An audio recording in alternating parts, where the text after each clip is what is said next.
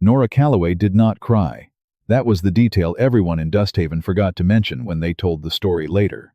Not the chains, not the placard around her neck, not the 3 days she stood in the center of that Nevada square in August heat that could blister the paint off a wagon. What they remembered, the ones who could still meet their own eyes in a mirror, was that she never once let her face break. She stood at the auction post with her chin level and her back straight, and she looked at every single person who chose the other side of the street. She counted them, she memorized them, and she waited. If you've felt what it means to be told your truth isn't worth believing, stay until the last word. Drop your city in the comments. I want to know how far Nora's story reaches. The summer of 1883 came to Dusthaven, Nevada, like a debt nobody remembered borrowing. The sky went white by 8 in the morning. The creek that ran south of town had been dry since May. The copper mines east of the ridge were producing enough to keep the town breathing, but barely. And the men who owned the claims owned everything else, too, which was the arrangement that kept Dusthaven from being just another scatter of rotting boards in the basin. It was in that summer, in that particular cruelty of dust and silence, that Commissioner Harlan Voss had Nora Calloway brought to the sail post in the center of town. The post was iron, sunk 4 feet into packed clay, and it had been used exactly twice in the 6 years since Voss had held his seat. Once for a Paiute man accused of tampering with mine equipment. Once for a Chinese laborer said to have cheated a paymaster. Both men had left Dusthaven within the week. Neither had been seen again. Voss had printed the placard himself on the press he kept in the back of the county office. The letters were clean and deliberate. The kind a man writes when he wants to be certain everyone reads them correctly. Fraudster, forger, public danger. He had it hung around Nora's neck on a Tuesday morning, early enough that the merchants were just opening their shutters and the streets were still half empty. He had wanted witnesses. He had them. Nora was 24 years old. She had been the schoolteacher at Dusthaven's only schoolhouse for 2 years. She weighed just under 110 pounds, and she stood 5 feet 3 inches tall in her boots. And when they brought her out into the square that morning, she did not stumble, and she did not reach for the deputy's arm when he released her elbow. She walked to the post under her own power, and she turned, and she faced the town. The first hour was the hardest, because the shame was still new, and the heat had not yet reached the depth of its cruelty. She watched the people she recognized cross to the far boardwalk. Prentice Webb at the dry goods store lowered his window shade. Eleanor Cross from the church auxiliary looked directly at the placard, and then looked away in the manner of a woman confirming a suspicion she'd already made her peace with. The minister walked past with his eyes on his boots, which Nora thought was the most honest thing she'd seen all morning. Nobody stopped. That was Voss's design. It required no enforcement, because it required no announcement. Harlan Voss held the deed records for 31 mining claims in the basin, 12 of them belonging to men who lived in Dusthaven. He controlled the water access permits that kept 7 family farms viable east of the ridge. He had personally written the loan terms for the schoolhouse construction, which meant that if the town wanted its school, it needed Voss to want the town to have one. Crossing him meant not crossing him in words. It meant one adjusted number in one ledger, and then another, and then a missed payment, and then a foreclosure notice on the thing you'd spent 11 years building. That was the system. It was quiet, and it was precise, and it had been operating without serious challenge since the day Harlan Voss arrived in Nevada. His son, Denton Voss, appeared at the post an hour after sunrise. He was 26, broad-shouldered, with his father's careful eyes, and the easy manner of a man who had grown up inside a system built to make everything easy for him. He stopped 10 feet from the post with a coffee cup in one hand, and looked at Nora, the way a man looks at a problem he's already solved. "You could have taken the money and left quietly," he said. "That was the offer." "I never touched the claim money," Nora said. Her voice was level. She'd made a decision somewhere between the jailhouse and the post about what she would and would not give them. Her face was one of the things she would not give them. "You were a schoolteacher." Denton's voice was pleasant, unhurried. "You don't have the standing to challenge claim records you can barely read." "I can read them fine." "The county doesn't care what you can read, Miss Calloway. They care what my father allows them to say out loud." He stepped closer. "You're going to stand here until you apologize or until the sun finishes what it started. Either way, it won't be long." Nora turned her face toward the north end of the square, toward the road that ran up through the basin and past the ridge. She had nothing left to say to Denton Voss, and she was not going to spend what energy the heat was, leaving her on a man whose only weapon was the name he'd inherited. She did not see the rider until his horse had already slowed at the far end of the main road. Eli Kastner had not planned to come through Dusthaven at all. He was a land surveyor working contract work out of Carson City, passing through the basin on his way to a job 3 counties east. He was 37, lean in the way of men who eat when the work allows it, with the particular quietness of someone who had spent the last 10 years outdoors in large silences and had stopped filling the quiet with unnecessary sound. He had a saddlebag full of surveying equipment, a letter of contract in his vest pocket, and enough distance between himself and the last difficult thing he'd walked away from that he'd stopped counting the miles. He had come in for a replacement cartograph pin. That was the whole of his intention. He saw the post before he understood what it was. He saw the placard before he understood what it said. Then he saw the woman attached to it, and he pulled his horse to a stop in the middle of the main road. She was small, dark hair pinned back with the morning heat, already defeating the effort. A dress that had been a deep brown before 2 days in the sun went to work on it. Her wrists were chained to the iron ring at mid-post, not tightly enough to cut, but tightly enough to prevent sitting, which he understood was deliberate.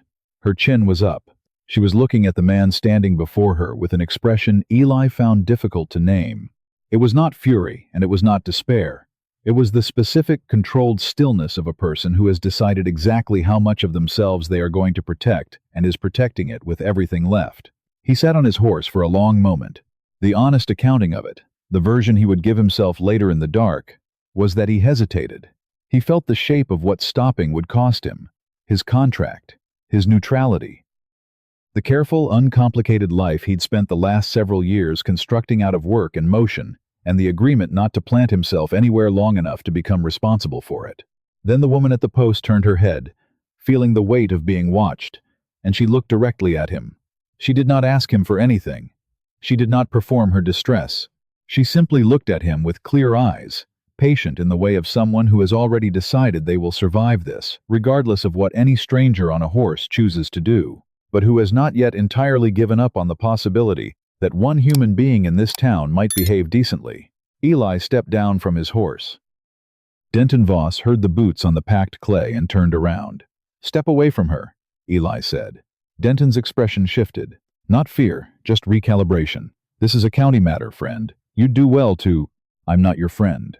Eli walked past him as though he were a fence post, moved around to the back of the iron post, and looked at the chain lock. It was a simple mechanism. He had a surveyor's tool in his belt that would serve. "I'm going to need the key," he said to no one in particular. "Or I'm going to need 2 minutes. You break that lock," Deputy Cray called from the courthouse steps. "Commissioner Voss will have you in the same chains before sundown. Then he'll have to find me first." Eli worked the lock. It took 90 seconds. When the chain released, Nora brought her wrists forward and pressed them against her chest. She straightened without swaying, which cost her considerably, and turned to face the man who had done it. "Thank you," she said. Her voice was even in the way that costs something to keep even. "Can you walk?" "Yes. My horse is at the end of the road." They walked together. Eli did not take her arm. She had not asked for that. He walked 1 pace off her left side, close enough to catch her if her legs decided they were done, far enough to leave her the dignity of arriving at the horse under her own authority. Denton shouted something. Eli did not turn around. Nora did not turn around either. They were half a mile out of Dusthaven before either of them spoke. "I didn't forge anything," Nora said. "I didn't think you did." She looked at him sideways. "You don't know me." "I'm a land surveyor," he said. "I read claim records for a living. I know what a guilty person looks like when they've been caught doing something wrong. And I know what an innocent person looks like when a system has decided they're a problem worth eliminating." He kept his eyes on the road. "Those are 2 different looks." She was quiet for a moment. "He falsified claim transfer records." "Denton. I found 3 of them in the county office when I was grading papers in the back room on a Thursday evening, because the schoolhouse stove had broken and the county office has better heat." She paused. "The transfers had the commissioner's official seal, but the grantor signatures were wrong. I've seen enough signature samples from parents and local business owners over 2 years of paperwork to recognize when a name isn't being written by its owner." "How many transfers?" 3 that I read clearly. There were more in the folder. I was still looking when Denton came back for something he'd forgotten and found me at the desk. Eli said nothing. He watched the basin road ahead, the brown scrub on either side, the ridge in the distance catching the last of the morning light. Voss controls the claim records, he said finally. He can call this anything he wants. I know. He called it forgery before I could tell anyone what I'd found, which was the point. She looked at her wrists, at the red rings the chain had left. I am not asking you to be involved in this, she said. I only need to be somewhere other than that post while I work out how to prove what I saw. Eli looked at the road. I have a contract job, 3 counties east. I know. I'm not asking you to stay. He was quiet for another quarter mile. There's a boarding house in the mining camp at Harker's Ridge. It's run by a widow named Cecilia Marsh. She doesn't ask questions, and she doesn't report to Voss, because Voss tried to foreclose on her husband's claim 6 years ago, and the man died fighting it. He paused. It's 8 miles north. Legitimate lodging. Clean room. Nora looked at him. Why are you telling me this? Because someone should have stopped at that post this morning 4 hours ago. He didn't say that. Because it's a useful piece of information for a woman who needs a place to be. They rode north. Behind them, Dusthaven sat in its fear and its carefully maintained silence. The auction post standing empty in the square, the placard still legible from the road. But the woman it had been meant to break was gone. And something in 30 doorways shifted. Not courage yet, not even close to courage, but the faint, dangerous early signal of it. The boarding house at Harker's Ridge was exactly what Eli had described. Cecilia Marsh was a woman in her late 50s, with the efficient manner of someone who had stopped performing warmth for people who hadn't earned it, and she looked at Nora, and then at Eli, and then at the chain marks on Nora's wrists and said, "Room's at the end of the hall. I'll bring water." She asked nothing else. Nora slept for 11 hours. When she woke, it was pre-dawn, and Eli was in the boarding house common room, with his contract papers spread on the table and a cup of coffee going cold beside him. He looked up when she came in. "You stayed," she said. "My horse threw a shoe on the ridge path. I'm waiting on the farrier." He held her gaze briefly. "Sit down." Cecilia left biscuits. Nora sat. She ate methodically, with the focused efficiency of a body running on nothing. And when she finished, she looked at him across the table. "Harlan Voss didn't start with the claim transfers," she said. Eli waited. "I've been teaching in Dusthaven for 2 years. The schoolhouse was built on a county loan with repayment terms that looked legitimate when the town signed them. But I've been collecting payment receipts from parents, school fees, materials, donations, and running the numbers. In 14 months, the school has been assessed 3 additional administrative charges that weren't in the original loan agreement. $11 in total. Small enough that no one challenged them individually. She put her hands flat on the table. $11 isn't the point. The pattern is. Eli looked at her across the cold coffee and the surveying papers. He's doing it to everyone. Yes. And the families whose mining claims were transferred in those folders, I found they don't own their claims anymore. They're still making payments. They think they're paying their own debt. She looked at the table. They're paying him twice. Eli was still for a long moment. He was a man who processed information the way he processed terrain, methodically, without rushing the conclusion. You need the original claim registration records, he said finally. Before Voss's recorder started altering them, I know where they are. He looked at her. The previous county recorder was a man named August Pruitt. Voss pushed him out 3 years ago by disputing his certifications and eventually appointing his own man. Pruitt lives in a cabin 2 miles past the ridge. He was thorough. Careful men in record-keeping positions tend to keep copies. She met his eyes steadily. And you are a licensed surveyor with a contract letter from the Carson City office. You have professional standing to request access to county claim records that I, as a schoolteacher, do not. Eli looked at her for a long moment. You've been planning this since the boarding house. I've been planning this since the post. She said it simply, without apology. Will you help me? He looked at the contract letter in his vest pocket. 3 counties east. Clean work. No complications. He looked at the chain marks on her wrists. Tell me about Pruitt, he said. August Pruitt answered the cabin door before they finished the path up to it. He was 61, deliberate in his movements, with the composed manner of a former official who has been waiting for a particular conversation for 3 years without being certain it would ever arrive. He looked at Eli's surveyor credentials. He looked at Nora's wrists. He looked at the ridge in the direction of Dusthaven. "Come in," he said. "I'll get the box." The box was an oilcloth-wrapped crate stored beneath the floor planks of his back room. He set it on the table and opened it with the care of someone handling something that has been waiting a long time to be used. Nora worked through the records with the systematic precision of someone who has spent 2 years teaching children that accuracy is not optional. She cross-referenced Pruitt's original certified registrations against the transfer documents she'd photographed in her memory from the county office. Eli read beside her, his surveyor's training making the coordinate discrepancies immediately visible. In 40 minutes, they found 8 falsified transfers. "He started 2.5 years ago," Nora said, her voice carefully flat. "Right after he replaced Pruitt with his own recorder. The Taggart mining claim on the South Ridge. The Beaumont family claim near the Creek Junction." She looked up. "These families think they own their claims. They're making payments on ground that's already been transferred to Voss's holding company," Pruitt said. He sat back and looked like a man confirming something he knew and hated knowing. "He collects the mortgage and keeps the claim. It's a federal crime," Nora said. "Yes," Pruitt said. "Which is why I need your originals. Every page with your certification seal." Pruitt looked at the box. He looked at Eli. "If this goes wrong, it won't go wrong," Eli said, "because we're not asking you to stand alone. We're building something first." Pruitt looked at Nora steadily. "How many witnesses do you have?"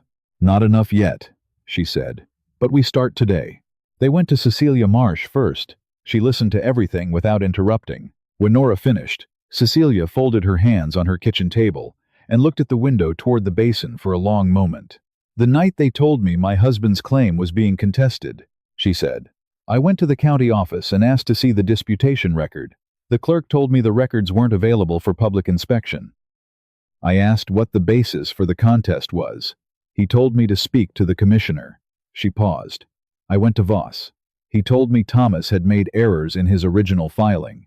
I knew that was a lie because I had helped Thomas fill out every piece of that paperwork myself." Her jaw tightened. "But there was nothing I could do. Because who do you go to when the man committing the fraud is also the man you report it to? You go to enough people that he can no longer control who hears it," Nora said. "Will you stand with us?" Cecilia looked at her for a long moment. Then she stood and went to the cabinet beside the stove and came back with a tin box. Inside was a single folded document, the original disputation notice for her husband's claim, with Voss's seal and a date that Nora recognized immediately. 3 weeks before my husband died," Cecilia said. "I kept it because I didn't know what else to do with it, but I knew I was supposed to keep it." Nora looked at Eli. He nodded slightly. The second witness was a 14-year-old boy named Robbie Fitch, who worked the supply door at the county office after school hours. He was sitting on an overturned crate behind the building cleaning harness leather when Nora came around the corner and crouched down to his level without making any move to crowd him. "I know Denton told you to be quiet," she said. Robbie's hands went still. His face did 3 things in 2 seconds that told Nora everything she needed to know. He said if I said anything about what I saw, he'd tell his father I'd been stealing from the office supply room. He said no one would believe me. Robbie's voice was very careful. He said the commissioner could have me sent to the reform school in Reno. He said that to a boy your age, Eli said from the doorway. His voice was measured, the specific measured quality of anger held in check. "Yes, sir." "What did you see?" Nora asked. Robbie set the harness leather down. "The night the Beaumont payment went missing. There was a lockbox in the records room that was supposed to have 3 months of claim payments collected by the deputy. I saw Denton open it with a key he had no reason to have. He took something out, wrapped it in brown paper, and put it in his coat. It was late. He didn't know I was still there, because I'd fallen asleep behind the supply shelf. He reached into his front pocket. He dropped this when the paper slipped. He held out a brass seal stamp, the kind used to certify county documents. The stamp face had Harlan Voss's initials on it. Nora looked at it very carefully. "This is the commissioner's document seal. I think it's one of the extras. He has more than one. But I didn't know what to do with it, so I kept it." "You did exactly the right thing," Nora said quietly. "Even not knowing why." Robbie closed his hand around the seal. If I stand up and say this in public, you won't stand alone, Nora said. I am building that promise right now. You are not the first and you will not be the last. When the moment comes, there will be enough people standing together that Voss cannot pick us off one at a time. That is the only way this works. Robbie looked at Eli, the instinctive way young people check the adults in the room to see if the promise is real. Keep that seal somewhere he can't find it, Eli said. Stay out of Denton's way until we come back for you. Yes, sir. He looked younger than 14 for a moment and then older. I'll do it. The third witness was harder. May Taggart opened her door 4 inches and looked at Nora through the gap with the eyes of a woman who has done the calculation of risk so many times that caution has become her permanent expression. I know what you're asking, May said, and I know what it'll cost my family if Voss finds out. It'll cost your family more if he's allowed to continue, Nora said. We have a claim on the South Ridge. My husband has been working it for 8 years. We have 2 daughters. May's voice was low and controlled. He can have the claim contested, the water permit revoked, Your claim has already been transferred, Nora said carefully, to Voss's holding company, 2 years ago, without your knowledge. May went very still. You and your husband have been making payments for 2 years on a claim that is no longer legally registered in your name. You will receive a vacate notice. It's only a matter of when. The door opened 2 more inches. How do you know this? Because I saw the transfer record, and I have a certified original that contradicts it. Nora met her eyes through the gap. May, I am not asking you to be brave for nothing. I am asking you to be brave for your daughters. For the Beaumont family, for Cecilia Marsh, for every person in the basin that he has been robbing one small adjusted number at a time. His power depends on all of us being afraid separately. The moment we stop being afraid separately, it's over. The door opened fully. Come in, May said, and tell me what you need from me. 3 days later, at just past midnight, Eli found Nora in the common room of the boarding house, with Pruitt's documents spread before her, and a charcoal pencil moving steadily in the margin of her notes. She was not reviewing. She was sitting in the particular stillness of someone whose mind is still moving, long after her body has stopped. He sat down across from her without asking. She looked up. I keep thinking about the children, she said. He waited. Not the adults who walked past. I understand their fear. I know what Voss holds over every one of them. She set down the pencil. I keep thinking about Robbie, about a 14-year-old boy carrying a brass seal in his pocket for weeks because an adult man threatened him into silence. About what that does to a person, the specific way it teaches them that the world doesn't hold. She paused. That is what I can't put down. Nora. He said it quietly. I'm all right. I know. I wasn't going to say otherwise. He looked at her across the table. I've been covering other people's land for a living for 10 years, walking boundaries, measuring what belongs to who, noting the discrepancies and filing the reports, and moving on to the next county. He stopped.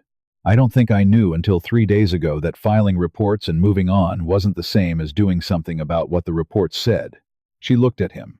The late hour made the room more honest than daylight usually allowed. When this is finished, she said.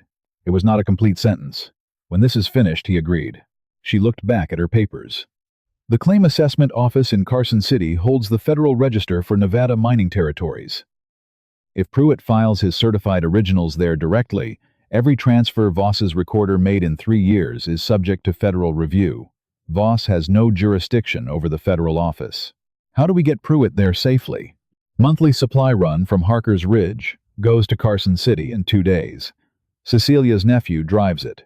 Pruitt rides along as a passenger for unrelated personal business. She tapped the margin of her notes. Voss won't move on him publicly before the Ridge Market on Friday. He doesn't know yet what we've built. And Friday? The Ridge Market, Nora said, is the one day of the month when every claim holder, every farming family, every merchant, and every person Voss has been slowly robbing comes to the same place at the same time. I am not going to a private hearing in Voss's county office. She looked up. I'm going to that market. In public. In front of every person whose land and claim and livelihood he has been stealing. And the truth is going to land on everyone it belongs to at the same moment it lands on him. Eli looked at her for a long moment. How many witnesses do we have? Nora looked at her list. 9 names in her careful, teacher's handwriting. Enough, she said. They tried to stop her the night before. Eli was mending the far fence line on Cecilia's north property when two riders came down from the Basin Road, moving with the specific pace of men who have been sent rather than arrived. He was back at the boarding house door before they reached the yard. Nora. He came in without ceremony. Two riders. Denton's men.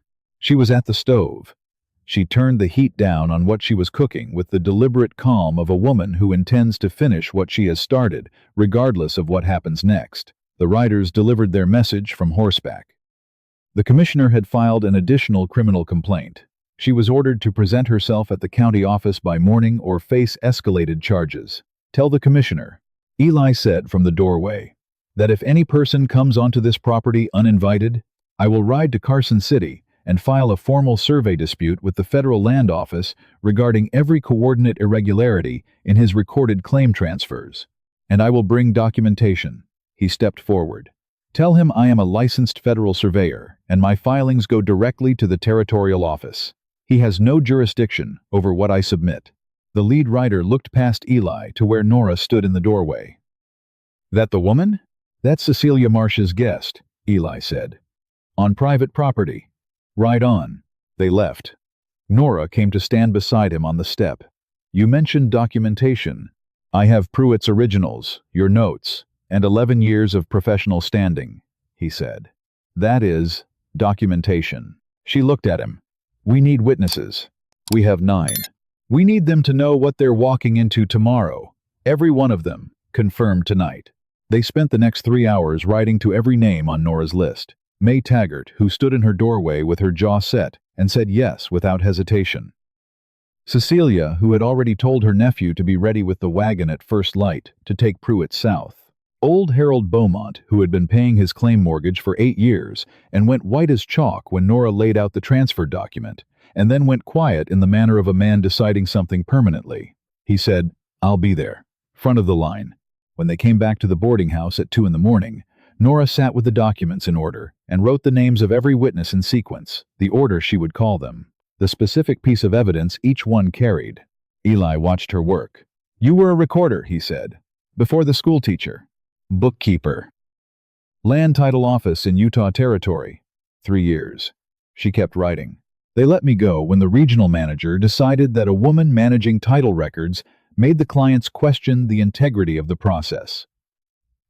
She said it without bitterness, with the flat tone of someone who has converted an old wound into fuel. I went home that night, and I decided that if the work didn't want me, I would learn the work so completely that someday it would need me, whether it wanted to or not. She looked at the list. And then I ended up teaching school in a Nevada basin and grading papers in a county office with a broken stove and finding something no one was supposed to find. Eli looked at her. That's not coincidence. That's 11 years of becoming the specific person this situation required. She looked up. Something in her face was different than it had been 3 days ago at the post. Not softened, that wasn't the word. More settled. As though something had stopped being provisional. Tomorrow, she said. I'll have the horses ready at first light, he said. The ridge market was noise and motion, and the organized energy of a mining basin doing its monthly business. Wagons, families, merchants with goods on blankets, the smell of wood smoke and fresh bread and copper dust from the men who'd come down from the mines. It was the right place. It was the only place. Nora and Eli rode in at 8 a.m, and the market crowd adjusted around them the way a crowd adjusts when it senses the weight of something arriving. Harlan Voss was already at the county table that was set up at the east end of the market, positioned with the deliberateness of a man who understands staging. The elevated ground, the official table, the deputy on either side. He saw Nora cross the market square, and his expression did something brief and controlled. He raised his voice before she was halfway across. Miss Calloway. You are in violation of... I am here, Nora said, and her voice carried to the edges of the market, clear and without tremor, because the truth I was punished for telling needs to be spoken in the same place I was punished. The market noise dropped. She reached into her satchel and brought out the brass seal stamp. This is Commissioner Voss's document seal, the kind used to certify county records. She held it up so the morning light caught it. It was found by Robbie Fitch in the county records room the night claim payments went missing. Robbie stepped forward from the edge of the crowd. He was pale, but his chin was up. I saw Denton Voss open the county lockbox with a private key on the night of the 14th. I saw him take the payment collection and put it in his coat. He didn't know I was still in the building. He opened his hand and held up the seal in his palm. He dropped this when the paper slipped. He told me he'd have me sent to the reform school in Reno if I said anything. He looked at Denton directly. I was scared. I'm not anymore. That boy is a minor with no standing, Voss began. May Taggart, Nora said. May stepped forward from the middle of the crowd. She had her husband's arm, and she did not look like a woman who had hesitated for even a moment that morning. My family's claim on the South Ridge has been registered in our name and paid on faithfully for 8 years. Commissioner Voss's office sent us a payment confirmation every quarter. She held up a document. Last week, I received a notice that we are in arrears to a holding company I have never heard of, a company that apparently owns our claim. A transfer I never signed. Her voice cracked on the last 3 words and then steadied. We have been paying for 8 years on land that was taken from us without our knowledge. The market had gone very still. August Pruitt, Nora said. Pruitt walked out of the crowd carrying his wooden box. He had the bearing of a man who has been waiting for exactly this moment for 3 years and has decided to do it correctly. I served as county recorder for 11 years, he said. These are original certified claim registrations from my tenure. I am asking everyone here to compare what is in this box to what is currently registered in the county office. He set the box on the nearest market table and opened it. Because the Taggart claim, the Beaumont claim, the Henley family water permit, and 4 additional properties have all been transferred in the current county register to a holding company with no public record. Transfers that do not appear in the original certified documents I am holding. Transfers made by Voss's appointed recorder after he removed me from the position. Harold Beaumont's voice came from the back of the crowd. He was a big man who had been mining the Nevada basin for 12 years, and his voice did not shake. I got my transfer notice yesterday. 30 days to vacate a claim I've paid on for 8 years. My wife and I built that camp with our own hands. He looked at Voss. You let me shake your hand at church. The crowd moved.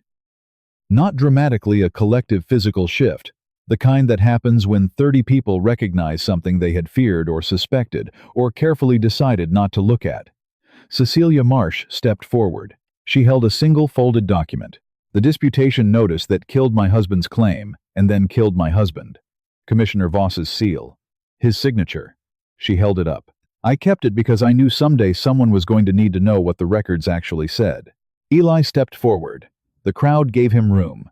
He was a stranger to most of them, which made him different, which made him matter in a different way. I am a licensed federal surveyor working under contract from the Carson City Territorial Office. He held up his credentials. I have examined Pruitt's original certified records against the coordinates currently registered in the county system. There are 11 discrepancies that cannot be accounted for by filing error or surveying variance. 11 properties whose registered boundaries were altered after Pruitt's removal. Alterations that, in every case, benefit the commissioner's private holding company. He looked at Voss. That is a federal offense, and my report goes directly to the territorial office, not the county office, not your recorder. The territorial office. Voss stepped forward. He still moved with the controlled authority of a man who has not yet fully understood that the room is different from every room he has ever stood in. Every single one of these people has a grievance against this county. Personal interests, debts, axes to grind. My mortgage, said a woman from the north end of the market. Nora didn't know her. She was holding a payment receipt book open. I've had 4 administrative fees added to my loan in 2 years that aren't in my original agreement.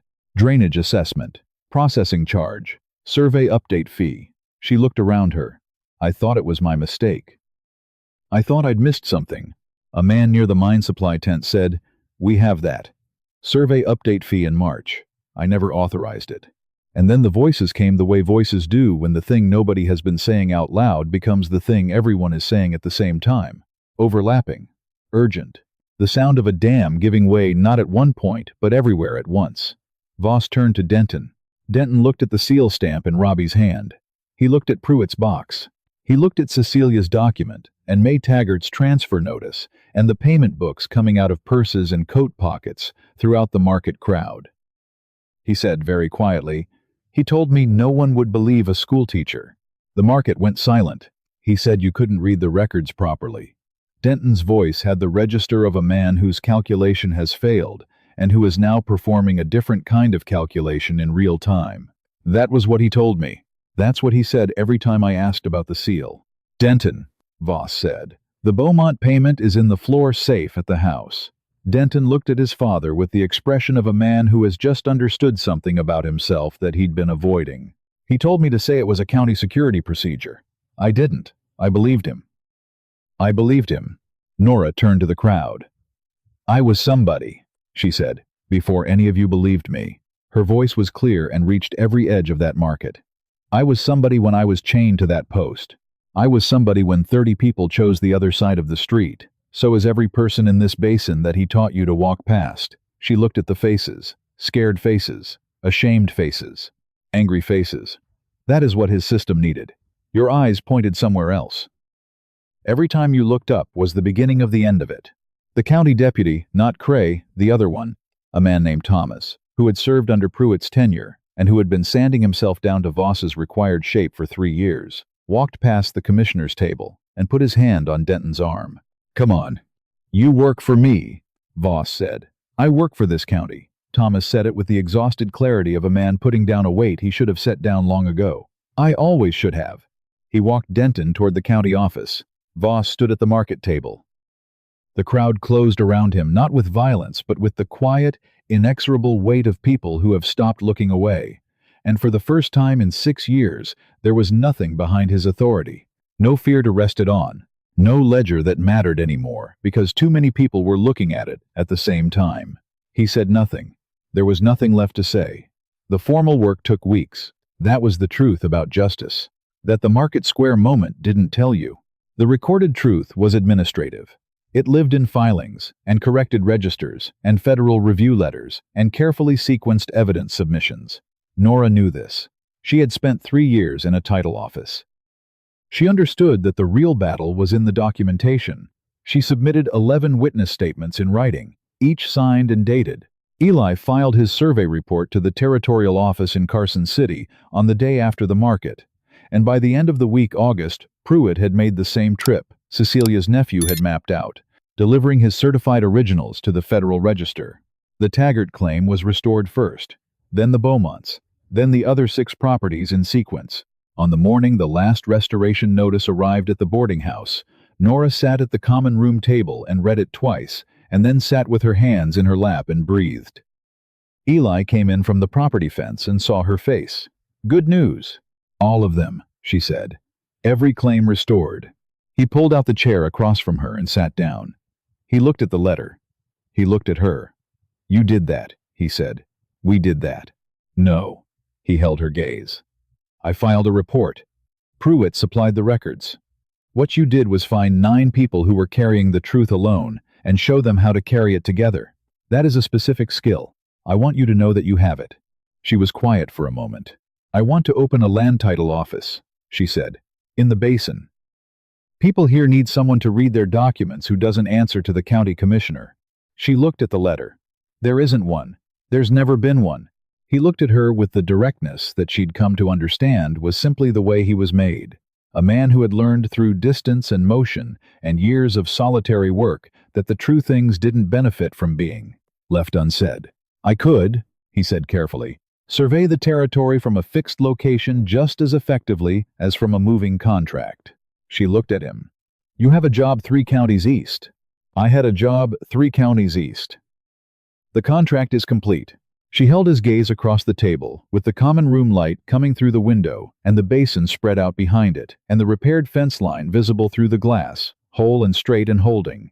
Ask me in a month, she said, when the filings are finished, and I know what the ground looks like when it's not on fire. Fair enough, he said. I'm not saying no, she said. I know you're not. They rode into Dusthaven 2 weeks later on a Thursday morning, and the town adjusted around them in the way a town adjusts when it has been shown something about itself that it is still deciding how to carry. The auction post came down on a Saturday. Nobody organized it. Martin Taggart showed up at 7 in the morning with a pry bar and started at the base, and by the time he'd been at it for 20 minutes, there were 6 other people there, and by the time the iron post came out of the ground, there were 13. and not one of them said anything that anyone wrote down or remembered later. They just worked.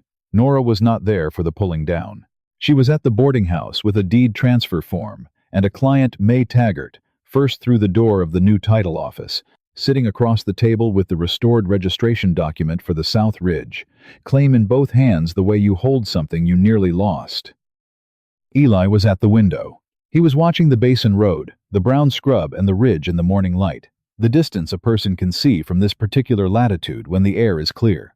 "Robbie Fitch," he said. Nora looked up from the transfer form. "He stopped by this morning before school." Eli turned from the window, said he wanted to know if there was anything else he could do. For the title office. Nora thought about a 14-year-old boy on an overturned crate with a brass seal in his pocket and the weight of a secret that was too heavy for someone his age to carry alone. "What did you tell him?" "I told him we'd be glad to have him as a file clerk after school hours, starting next week." She looked at him, something she'd kept carefully managed since the auction post came fully to the surface, and she let it, because she was not at the post anymore, and she was not in a Nevada square with 30 eyes looking at the ground, and the person across the room from her was not looking at the ground either. "Good," she said. He nodded. He came away from the window and sat across from her, and she handed him the transfer form to witness, and he signed it and dated it in the careful hand of a man who understands that the accuracy of a document is the dignity of the person it belongs to.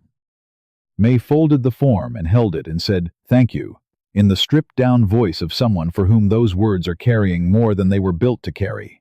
"It was always yours," Nora said. "We only proved it."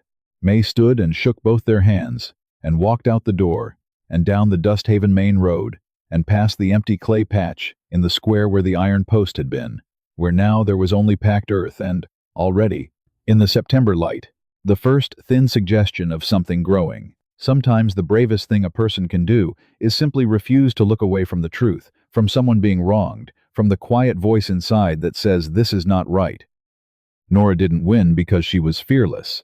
She won because she kept going anyway, and because one person stood beside her, and then another, and then another. That is how the world actually changes, one person at a time, choosing to look up. A small note for you. This story was created and fictionalized by AI, crafted to bring you an entertaining tale while carrying a heartfelt, positive message about courage and truth.